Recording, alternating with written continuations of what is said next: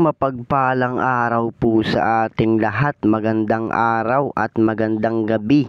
Mega love shout out po dyan sa mga solid supporters ng EDC, mga silent viewers at mga OFW.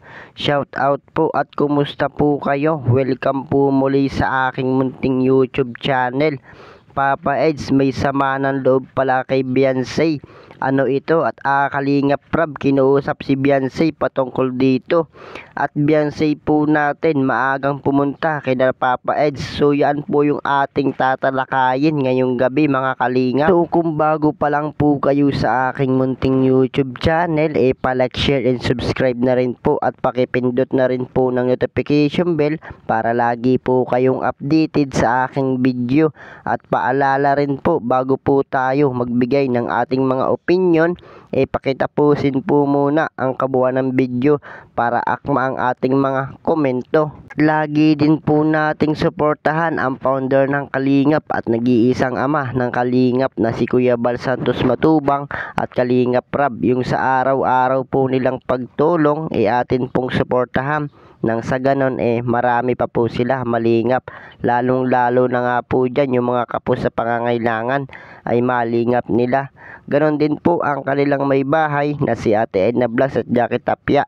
Huwag po sana tayo magsasawang sumuporta mga kalingap. At so ayun po, new update. Papa Eds, may sama ng loob kay Beyonce. Ano ito? Kalingap Prab, kinuusap si Beyonce patungkol dito. At Beyonce naman po natin maagang pumunta kila Papa Eds. Bakit kaya? So bago po yan maibang dako po muna tayo mga kalingap.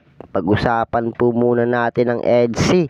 So iba po talaga ang EDC. Grabe po ang dami ng views. Talagang marami nga po ang nag-aabang at nagmamahal sa EDC mga kalingap. So sa upload nga po ni Kalingap Prab, ilang minuto nga lang po yung nakalipas.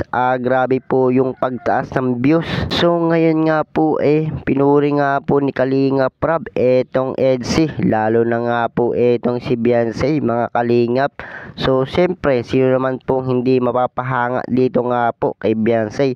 At kung iisipin nga po natin parang matured na nga po etong si Beyonce mga kalinga. So alam naman po natin kung ilang taon na nga po ito. At nakikita po natin na kahit may edad na nga po ang kanyang kalab team, nagiging matured na nga rin po etong si Beyonce mga kalinga. So ayun, balik nga po tayo dito sa ating tatalakayin ngayong gabi. New update.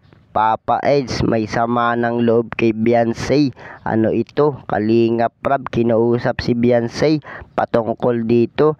At Beyonce po natin maagang pumunta kay Papa Eds. Bakit kaya? So mga kalingap, kung mapapansin nyo nga po sa kamay ni Beyonce, wala po yung promise na singsing. At yun din po ang tanong ng marami ngayon. Asa na raw ang singsing ni Beyonce? Bakit hindi niya sinusuot? So sinagot na nga po yan ni Beyonce at inalis nga lang daw po niya ang singsing. Siyempre mga kalingap, mahalaga po yung singsing. Kumbaga para hindi nga po mawala at itinago na lang po niya mga kalingap.